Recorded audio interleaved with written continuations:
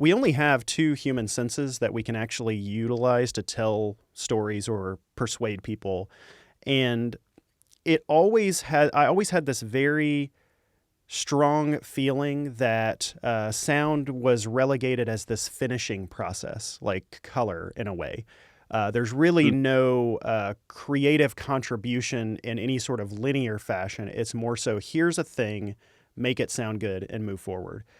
And so that was I always felt like I felt this strong vibe from visual people, where it would be like, that's adorable that you have an idea. Good for you, sound person. Now scoot along and let us visual people really like do our job.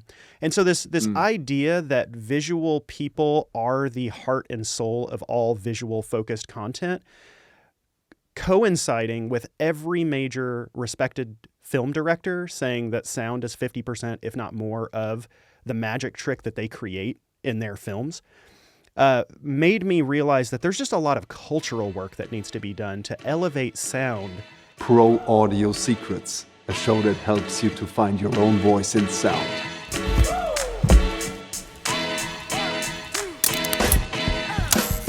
The most important topics in my life right now is how to build a successful business in audio, how to be a solopreneur, maybe to become an entrepreneur. I'm not sure about that yet. And also the podcasting, because you're so proficient in that. I listened to a couple of your episodes and I realized that you go really broad on the topic there. And that is something, from my point of view, it's a very smart thing to do, because you reach out to a huge audience and you get people interested in sound that have maybe nothing to do with the profession. And Right.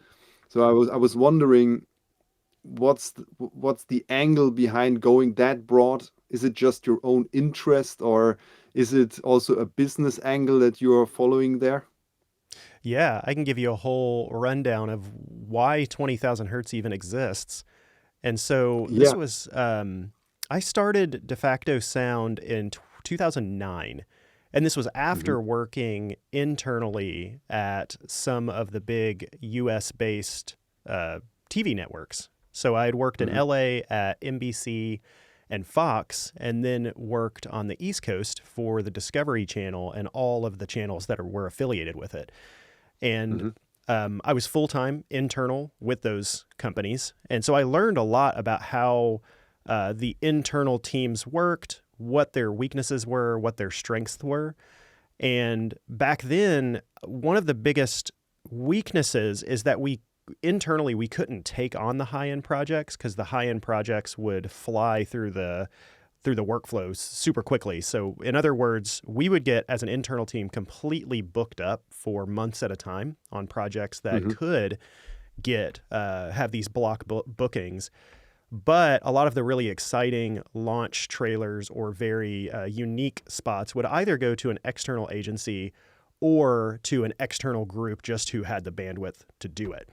And so I left my very good job at Discovery because I really wanted to work on that stuff. I just always saw the coolest stuff leave.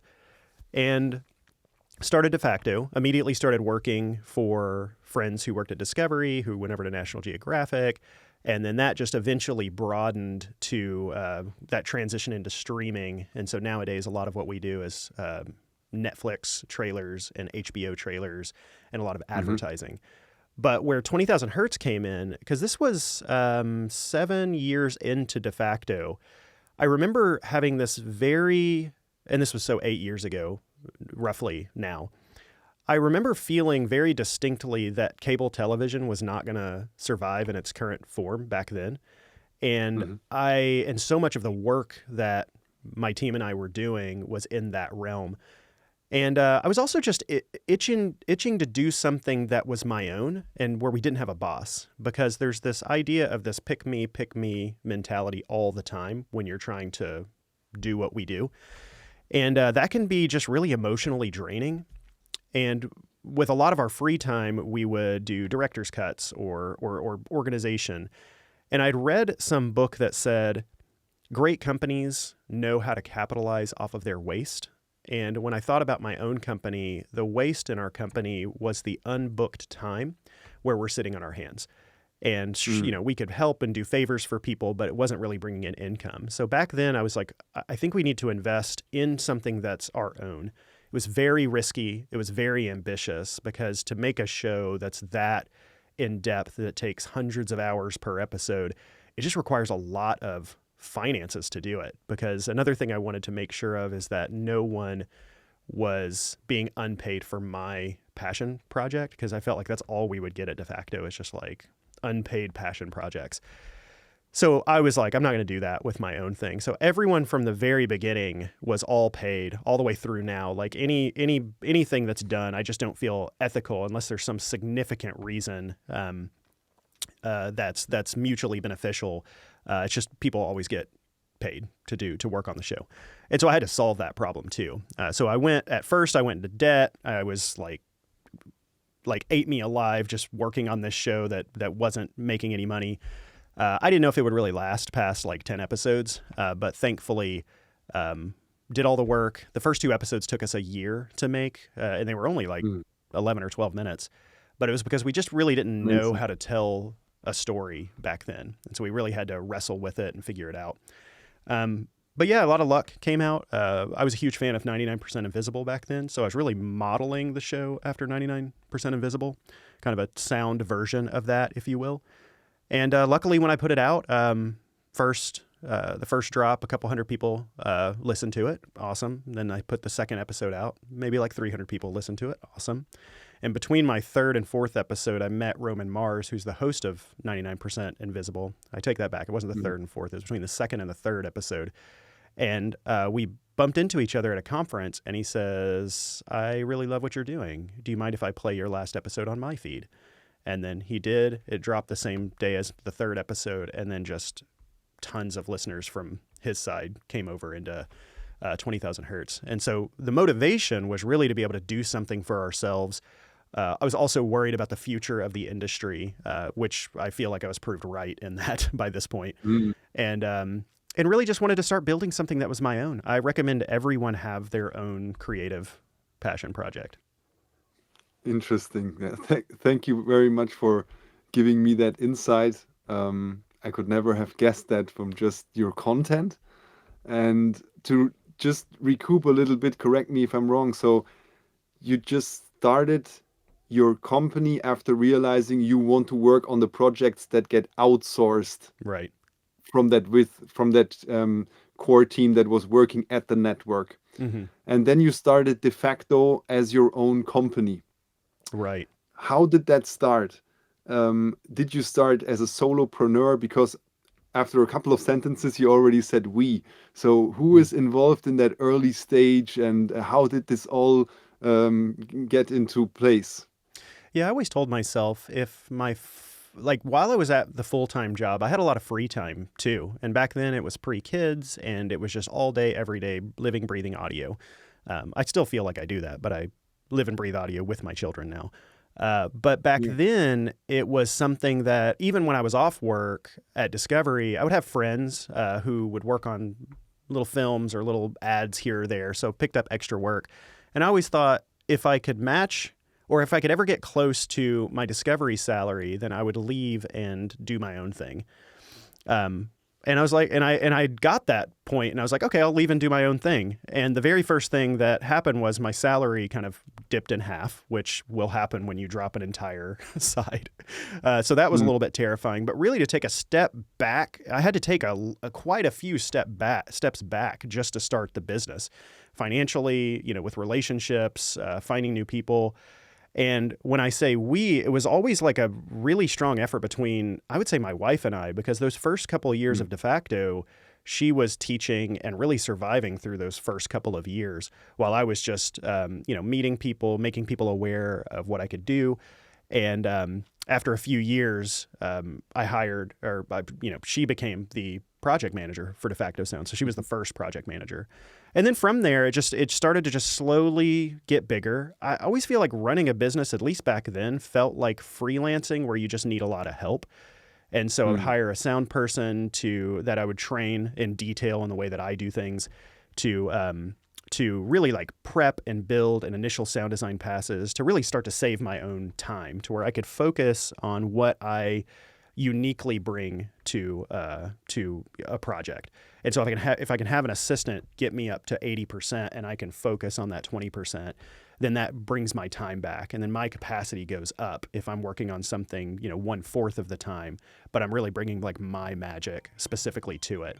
But yeah, so it felt like, it felt a lot like kind of freelancing to the max back then.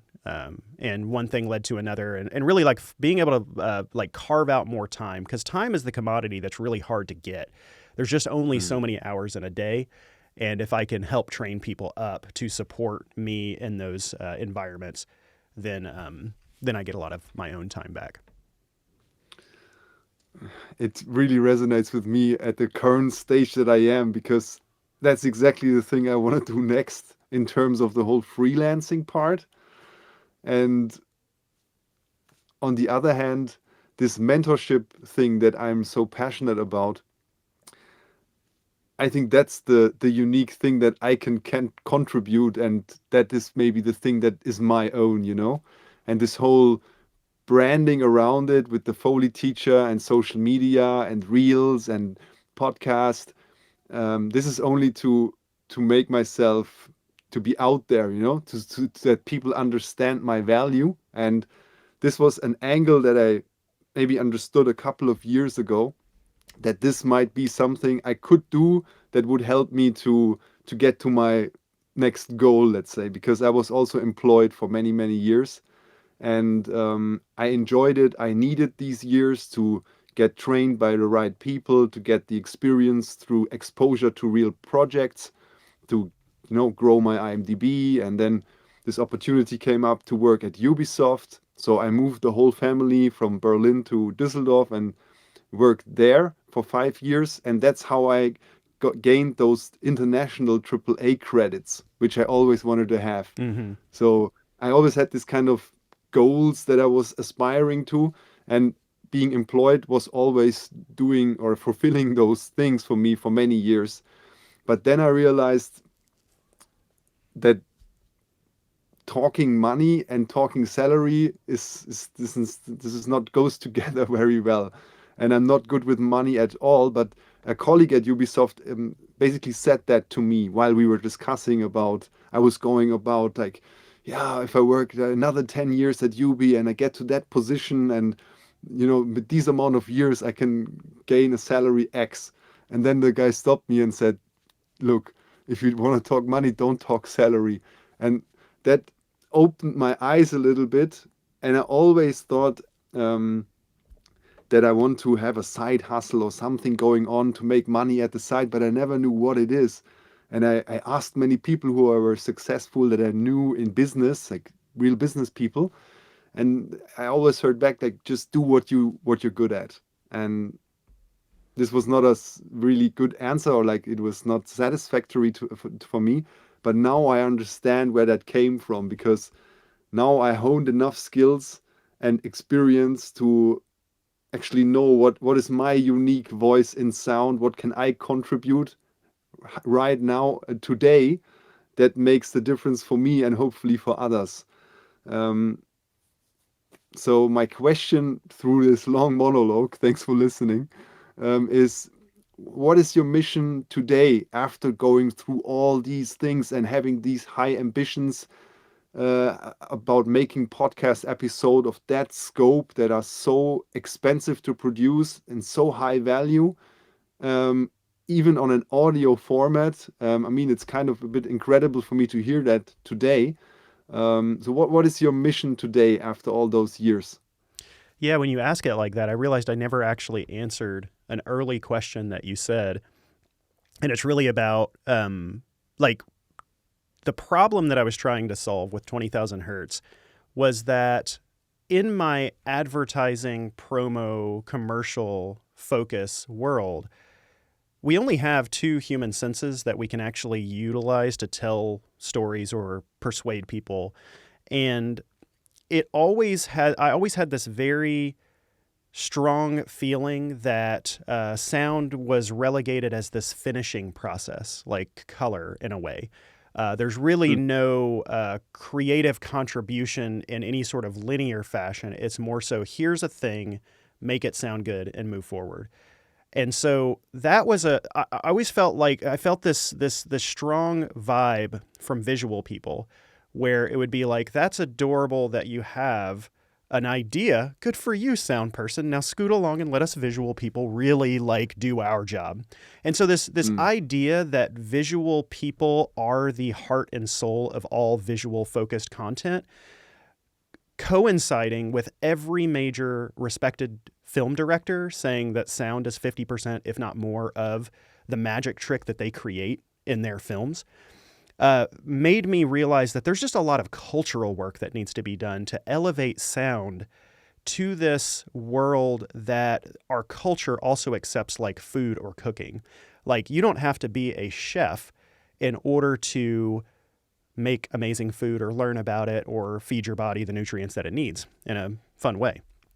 You don't have to be like an expert painter in order to appreciate good combinations of paint colors. And this is through the work of people over the years to really invite general public into these senses. I think a lot about what I do is almost like an Anthony Bourdain, but for sound, or at least that's the way that I think of it in my head. It's really inviting the rest of the world to come into this world of sound that has been somehow turned into, you need to be an audiophile to listen, which I think is not accurate at all. I think anyone who has ears to hear can become conscious about their surroundings and things that make them more human, things that boost stress and anxiety versus peace and calm. And back then, I felt like there was just nothing really promoting just how amazing sound is. Because culturally, we think of sound as being music. And I'm just saying purely from a cultural standpoint. Like when you think of like sound, a lot of people go, oh, are you a composer? Are you a musician, something like that. But the reality is that the vast majority of the sonic world exponentially is not music. And that's an amazing place to explore. And so back then, I just felt like, where is this thing that I would devour myself? And every time 99% Invisible would put out a show about sound in some way, I would drop everything and listen to it. Same thing with This American Life or Radio Lab. And I just thought, well, what if every single show was the thing that I drop everything for and focus on? And so I wanted to make that. And really, it was, of course, it was some rooting in fear of my industry going in a direction that hopefully I could still go in. But there's also an element of just cultural appreciation for the sonic world. And that was really the motivation. And luckily, over time, it just kept growing to a point where it's like obvious that now that there are other people who also feel the same way as I do, thankfully. And yeah, so that was really the motivation of like the why. And that's like the motivation today. I have actually seen strides significantly in the promotion of sound over the past 8 years, when channels like yours or In Depth or Soundworks Collection can just grow so big, you start to realize, okay, there is a thirst for this. Like, people love this. And I also think that any like kind of quote unquote normal person who's not in our sound designer, Foley sound professional world, people love becoming conscious and just becoming more human through a sense, whether it be taste, touch, or sight, or anything, through an appreciation. And I just think that like what I'm doing is really just trying to help people be and feel more human. Interesting. The Soundworks Collection, for example, I also listened all the time, like all my free time. I was listening to every new video that was coming out back then in 2011, 12, this area. Then the channel was quiet for a long time, it feels like. And now it is live again. I really appreciate that on Instagram, for example. And I like how Michael reformatted Soundworks Collection into something that is very bite-sized for the platform. And that's something you really can't get away from. You have to fine-tune what you're doing for the benefit of the place it's going to sit. Because the goal here, whether you're on a podcast or YouTube or Instagram or TikTok, knowing like what these platforms need from a creator in order for these these things to work, and what what these platforms need from creators is to keep them on that platform. Like the longer you keep someone on that platform, the more you're rewarded for that. And so I also just find it interesting of how the world went from this, people like these studio executives really making decisions for how the whole country or world, what they're going to consume, to now it's all so individualized and so specific to very specific worlds. And I enjoy it. It's hard for a business because a lot of that money that was over here just doesn't exist in the individual creator economy. But I am very optimistic that in the competition of individuals, you're now seeing individuals turn into companies, turning into like distributors, and in order to get attention, production value has to continue to rise. So I feel like we've kind of gone industry-wide into a little bit of a dip that I'm really hoping comes back out, but it's just not going to look like cable television in my mind. There will be similarities in streaming and individual streamers for specific groups of creators or whatnot. But yeah, I don't know. I'm always trying to analyze like where the wind is blowing, and that's why I've always focused Defacto Sound on marketing, commercial, advertising, promos, trailers, the things that are always just going to need promotion. We do films occasionally if one of our commercial director friends blows up. And they want to bring us on for that. So we do quite a few like films and documentaries, but it's never from a standpoint of like, this is what Defacto does. It's more of a byproduct of the core services that we provide for the core partners that we provide on the commercial side. And why did you exactly choose the commercial trailer things? What's the upside for that? Because Chevy has way more money than like an individual out there. And so companies have money, and that's a reality of business. It's difficult. There's so many things I want to work on that are just cost prohibitive when I divide that by the time that it takes. Because there is a real pragmatic aspect to running an independent business, and these are salaries that have to be paid out every 2 weeks, no matter what, and that's scary to look at. And so, in order to make the amount of money that's needed, I have to be in an industry that actually has money to begin with. I would love to do like directors' short films all day long, but I also just don't feel right about just pulling the money that's required out of individuals' pocket. I just think that a lot of times that's better served with a sound designer who may be up and coming and needing to build relationships than kind of coming to a place that already has established salaries and people and all of those things. So it's really like I just have to focus, and even to just keep a business alive, that focus is highly on making sure that I can do things that actually pay decent money. The fact that you went so broad on your podcast and now bringing the value of that people understand more about sound, that they appreciate more about sound, did that also have an upside for your sound post-production business? So did people who decide upon how much budget they allocate to sound actually got aware of you and sent business your way through that podcast? Do you have any data on that? Yeah. For a while, I kept track of leads that came through the awareness of the podcast. But after so long, so much of it had intertwined with the podcast in some regard that I just stopped paying attention. I would go as far as to say that like Defacto certainly wouldn't look like it does today had it not been for the podcast. I would even say that it's not so much that someone listens to the podcast and goes, I want to send my audio work there. It's more so that people that have audio work enjoy the podcast because there's no selling whatsoever. It's just like very much focused on just great storytelling.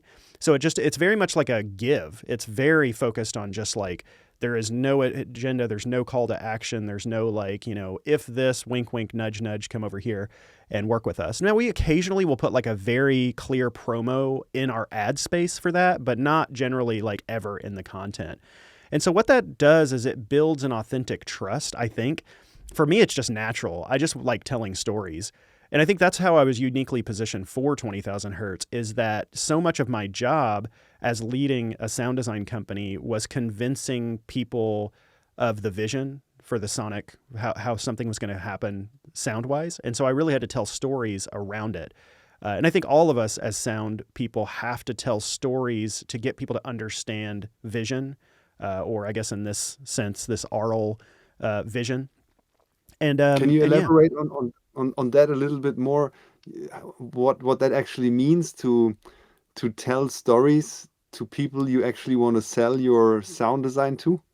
Yeah, when you're getting in a realm where someone really just needs this one high level thing taken care of from a trusted partner, sometimes like it's easy to forget that the people who are even hiring Defacto or people who are hiring a sound designer, it's easy to forget that like they're not experts in what we do. They don't live and breathe what we do all the time. So you really have to like demonstrate your passion.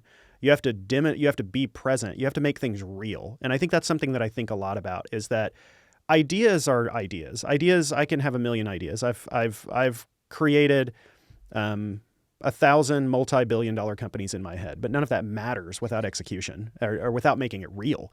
And so I think that's a thing that the lack of making something real is something that people like. It's one thing to understand something fully. It's another to communicate to another person who doesn't understand this process, and being able to demonstrate it. And this is what you do really well, because you're doing this not only for individuals who want to learn this specific thing that you do super well, but I see you also making things for general public to go, whoa, that's cool. You know, like taking just a random video off the internet and putting Foley on it. It's like you're revealing something that in a story, whether or not it's fully visual or whether it's through words. And yeah, I just would encourage people that I think that anyone that's in a creative pursuit for their own mental health needs something that's fully their own. Whatever that is. Some people, play in a band. Some people play an instrument. Some people make a Foley Instagram. Some people make a podcast about sound. Some people, do interview shows that don't require as much, and that's fine too. But having something that you don't have a boss on, I think is really important for your own mental health, to at least have a sense of control in some regard that's your own. And I think if you also compound that with the reality of where people consume media, I think that's also a smart decision. So I'm really taking my passions and also trying to, multiply it by what places actually put things in front of people. And so I know that there's, especially from my generation, there's a lot of cynicism over just 9:16 video, or like a lot of cynicism on social media. But the reality is social media is not social media anymore. It is media. Like at one point they stopped showing you all your friends' stuff and they started feeding you things that kept you on the platform. So if you want to make something, it's a fairly smart move to communicate these things that you're really good at, but then understanding how to do it, communicate in a very succinct way. In my case, it's a podcast, so we can still take a while to tell something, which is what I like. Just because, I think Instagram and TikTok and stuff get a little bit in the idea of like having to communicate things like bumper stickers all the time. And I think that there is a place to be able to communicate a longer idea. And that's where I focus on the podcast. And I also, with 20,000 Hertz, I didn't know if it was going to be a YouTube channel or a podcast at first. But I knew that if it was a YouTube channel that people would be like, what camera are you using? What about this? And I was just like, I didn't want any focus on visuals. So I felt like the most appropriate way to tell stories about sound would be in sound only, to force people to listen and force people to like use their mind's eye. I know I've kind of spun around into a bunch of different directions there. So if there's anything you want to wrangle me into, feel free. All of that was really interesting. Quick one. As we are starting out this journey of podcasting and YouTube for the pro audio community and people who want to get into this community, I just want to ask you one little favor. Please follow or subscribe wherever you watch or listen this, because it helps the thing to spread and to grow, and so we can reach more people and get this community growing. So thank you very much for doing this and also for listening up to this point. And now let's get back. Enjoy the show.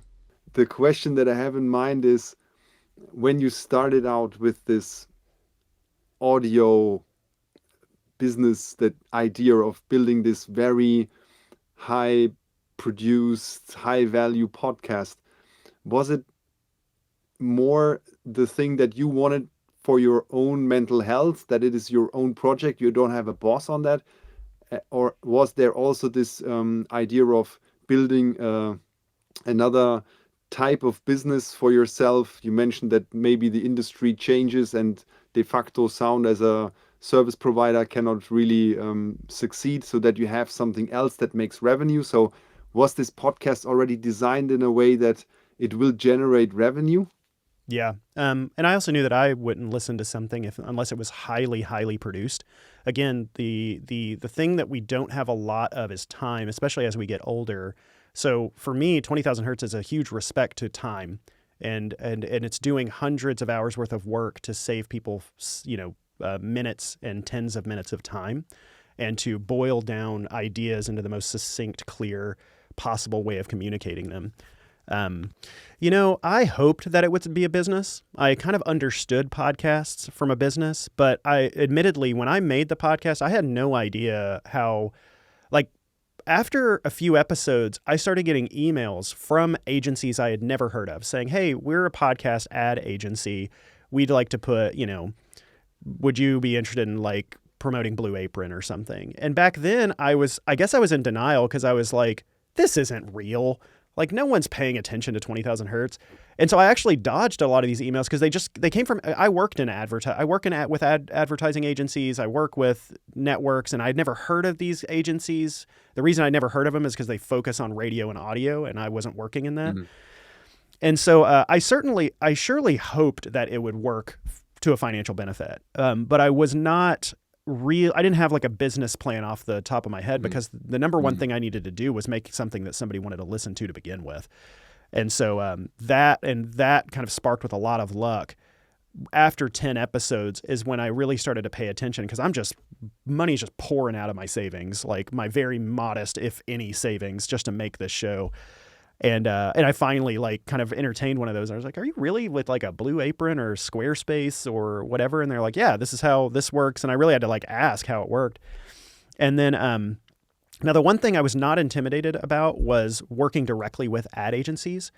A lot of podcasts out there feel the need to be part of a network in order to get ads. And I just never thought that was the case, because I work directly with ad agencies already. So I wasn't intimidated by quoting or asking for something, or at least having an open conversation.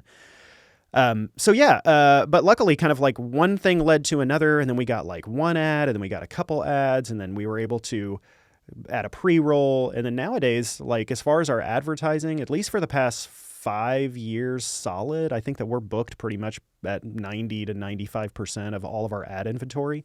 Now, that does equal real, financial stuff, but it also costs a ton to make a show like this. So every dollar of that really kind of vaporizes right back into the show. So for me, 20,000 Hertz is this very break-even endeavor, because even if it does make money, I'm going to pour it right back into the show in some regard, whether it's having someone go further, be more ambitious.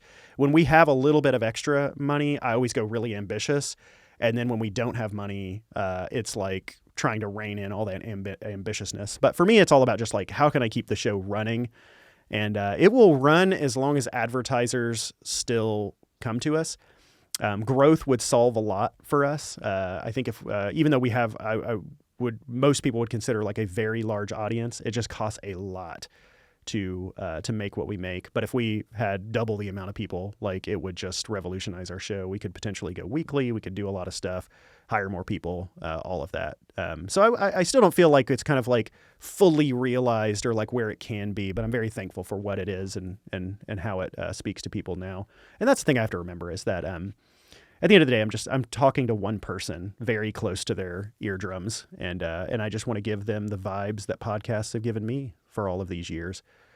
Even though I can't feel their vibes, and there's no audience with what we make. We just hope, when I'm working with the writers or my producer, we're just trying to craft these moments to where someone has a very private, intimate moment, and we just hope that that's the case and that people continue to listen. And is this two different companies that we're talking about? Do you have like a staff for the podcast and staff for Defacto, or is this intertwined, or are only freelancers work on the podcast, or like what is the setup there?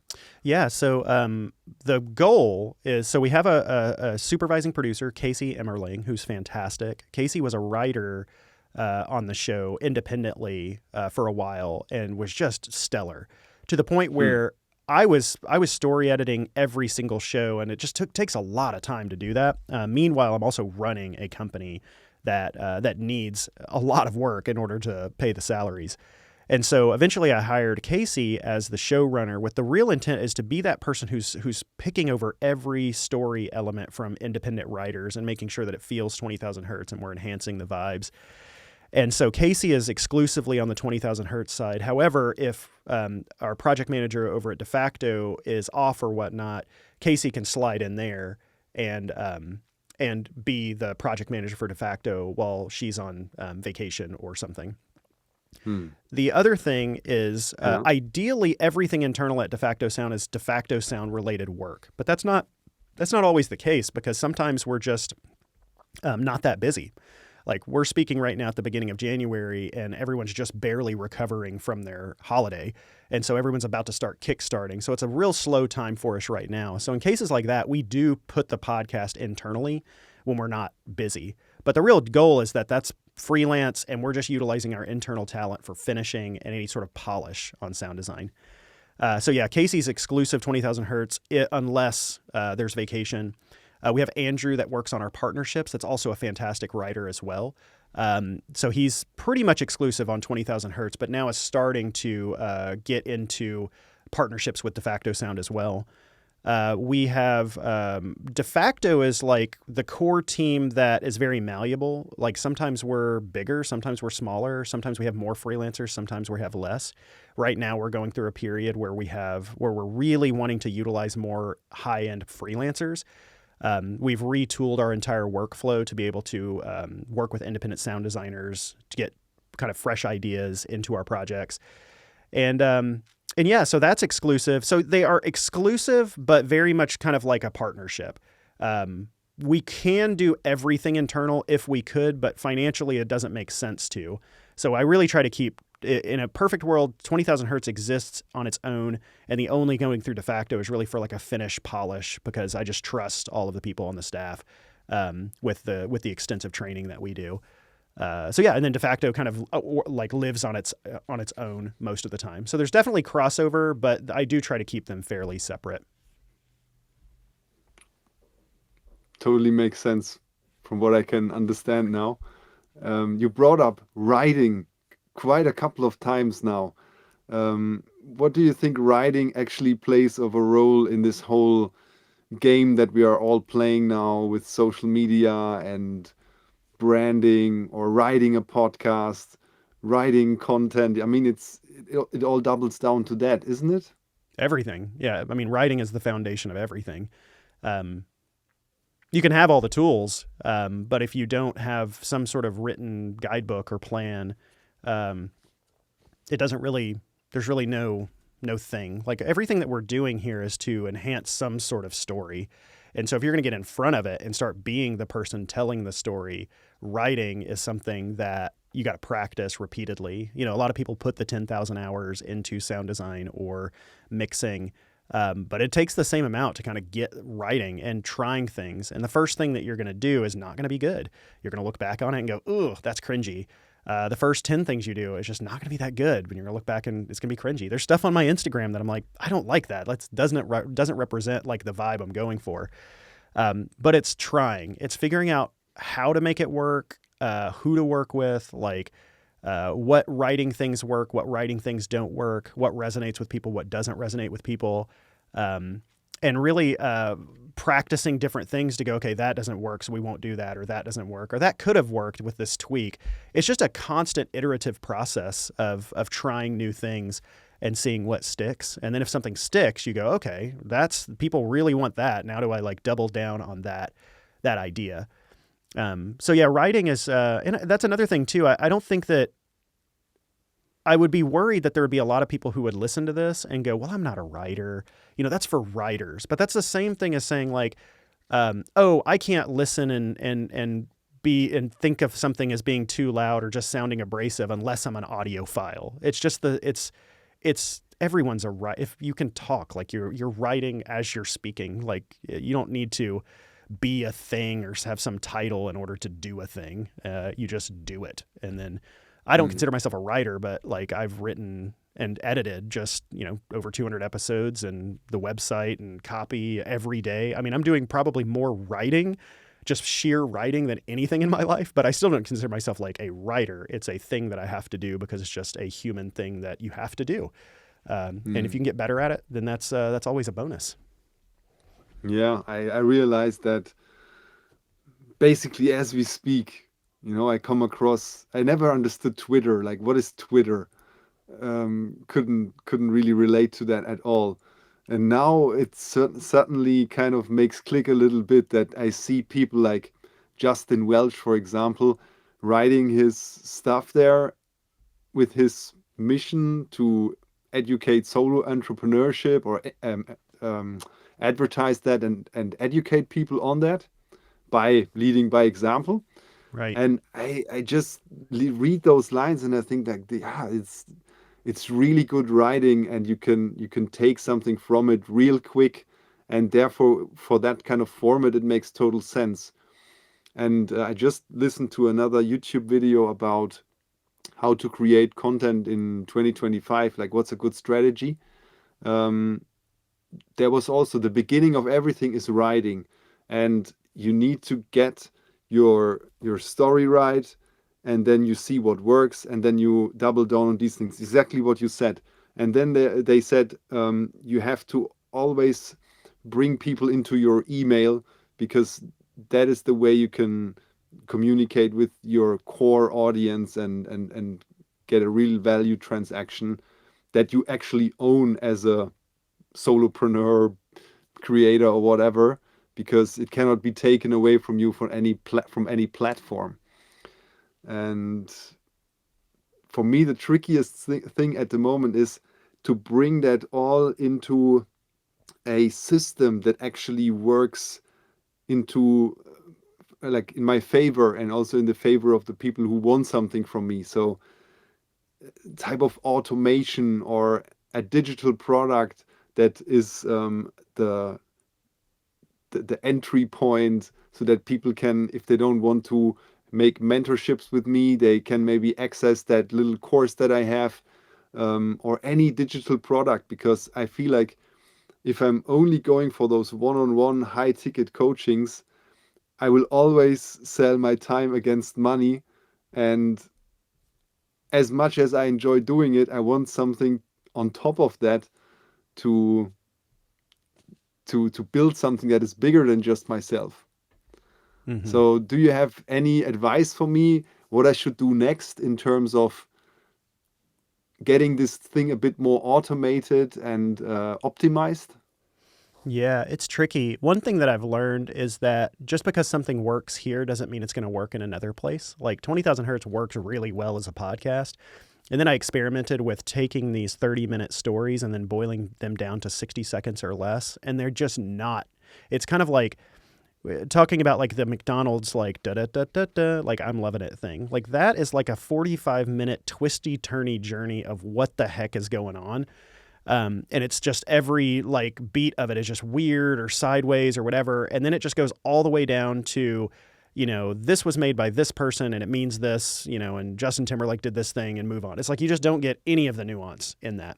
So I think it's, I think one of the things that I've noticed over the years is I tried to make everything work, and all that did was just divide my time everywhere. So, for example, you brought up Twitter or X. I just saw no value in it for what I did. Like I'm in audio and everything is text-based. So for me, like even if I would try to give advice or things, it just never quite felt on brand. As somebody who's a sound maker, I need to be making sounds and putting that out there, whether that me being talking or whatever. So that platform, eventually I go, that's just not valuable for what I'm doing. And then it just kind of turned into its own thing. And as you can imagine, the other thing too is like platforms boost things that get engagement, and things that get engagement are like most of the time like toxic, crazy stuff. And so I just don't want to be a part of that or play that game.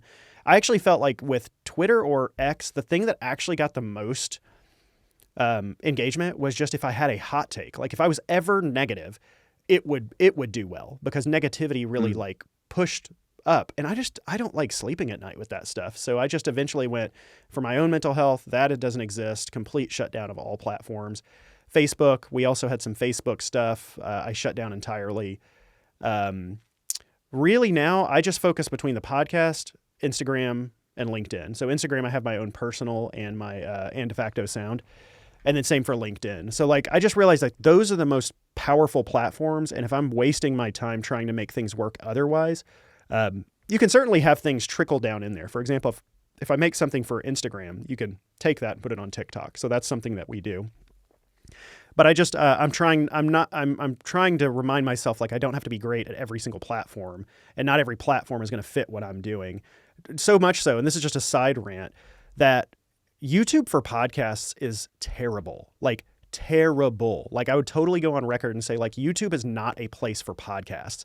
We're once again like video people are commanding something in the audio side. It's that you're adorable audio people, but scoot along and let us visual people really take over. But what's happening with YouTube on podcast is that the only thing that's successful are chit chat shows with no music, no examples, any of that, because we migrated our entire 20,000 Hertz catalog to YouTube, and half of it is disabled because of things that are all fair use, but it's all disabled because it's like you used a copywritten clip, so we're not going to promote this. And I'm like, how do you even push education forward if you can't use anything? And the basis of our like our free press is to be able to analyze something and explore it perfectly legal, like from a commercial standpoint. Fair use is like cornerstone of education.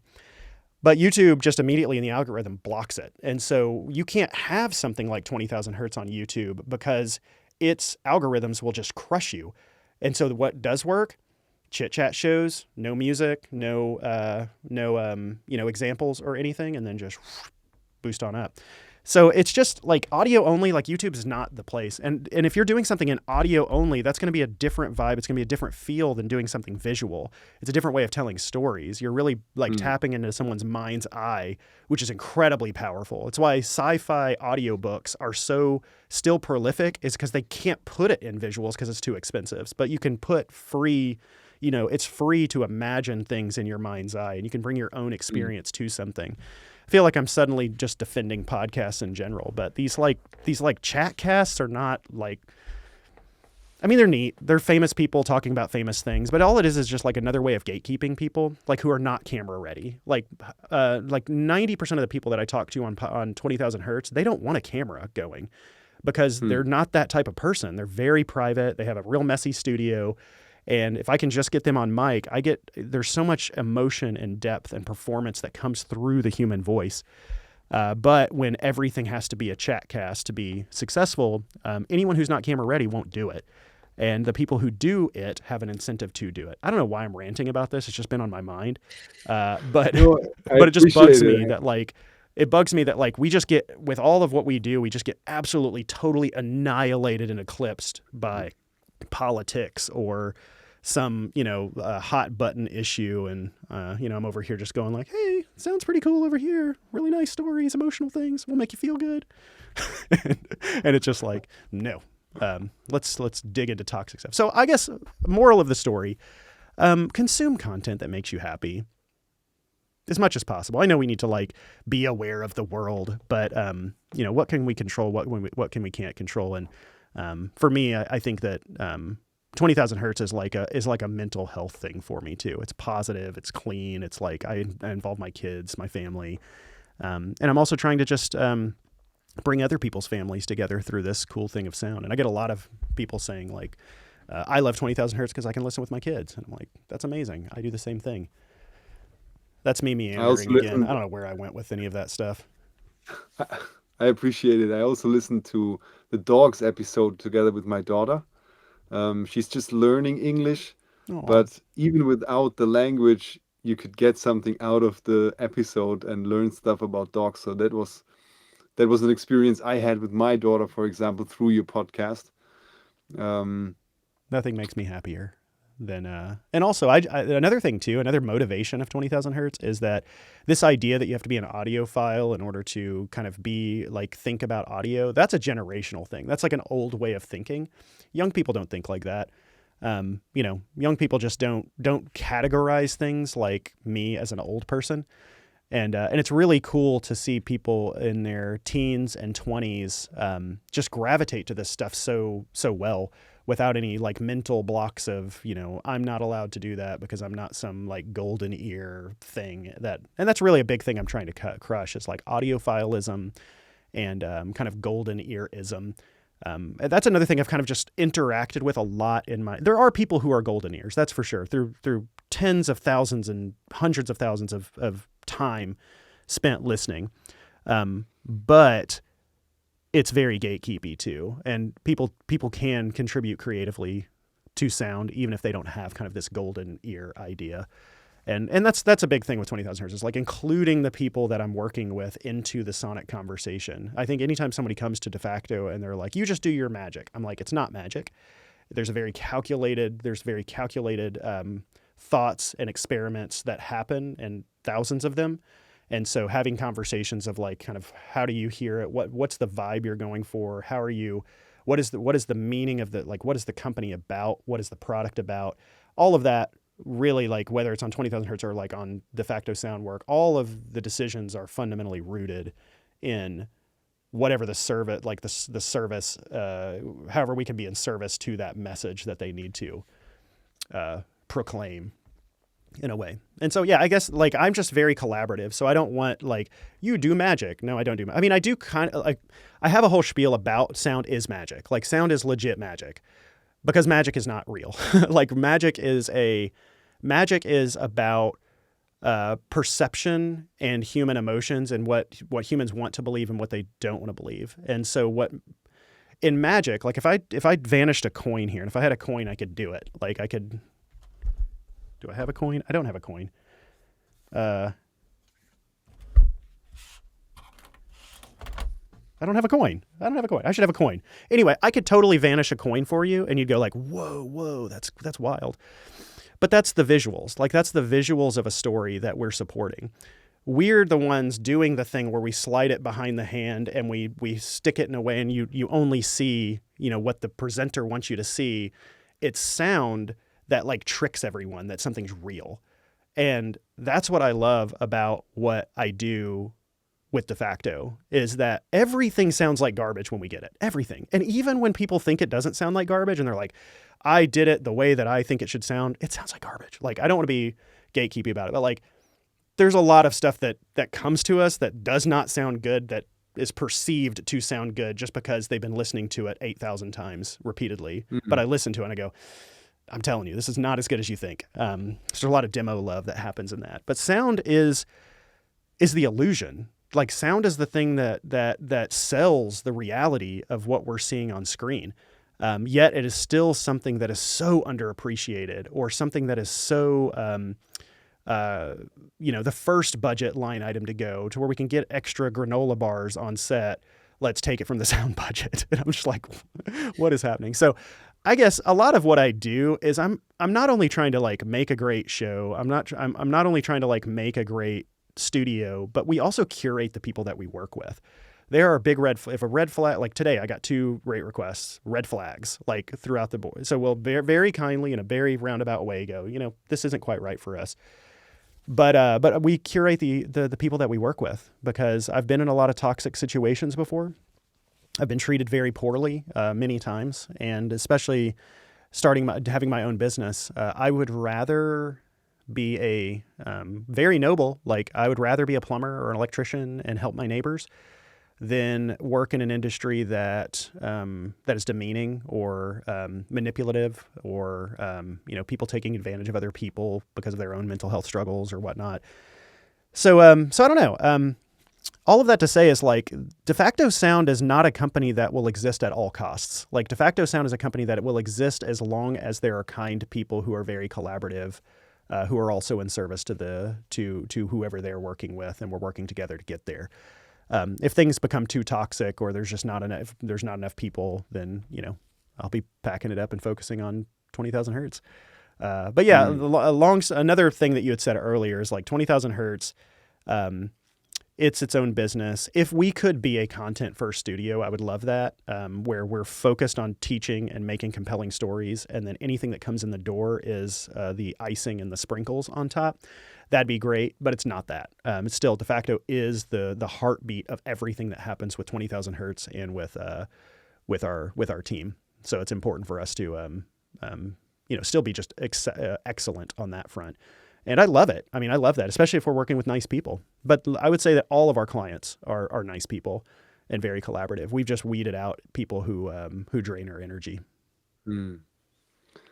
Yeah, so the whole topic about your unique voice and sound that I'm just thinking about these days, from what I got from you, Dallas, is that you found your unique voice and sound by knowing what you really want from your life and always looking for opportunities and then bringing your own twist to this, and through the excellence that you could build up through all the years of your dedication to the craft and your willingness to learn new skills, you now have that unique voice that gives out that huge value to the world with that podcast. And also you provide that high value audio work on trailers and commercials. And thank you very much for sharing that with me, and so that I know a lot more now about the whole operation and the brands, and that I got to know you personally. I really appreciate that you take that time to talk to me, and it means so much because I know how busy you are now, and I knew that already before, so I was so hyped that you will be on the show. Thank you. Oh, well, this is my favorite thing to do, talking to other smart people who love what they do. So I'm a big fan of yours and always happy to chat. Thanks. Thank you very much for listening up until the end. It means the world to me. It means that the thing we talk about resonates with you and that you are already part of this community. If you haven't subscribed yet, please do me the favor and hit that button now, because it helps us to grow as a community. And if you have further questions, please just leave them in the comments or reach out to me via DM on Instagram, for example, or shoot me an email. You can also go to my website and apply for my coaching, get a free call, a free introduction call. So see you there, or see you in the next video. Peace, the Foley Teacher.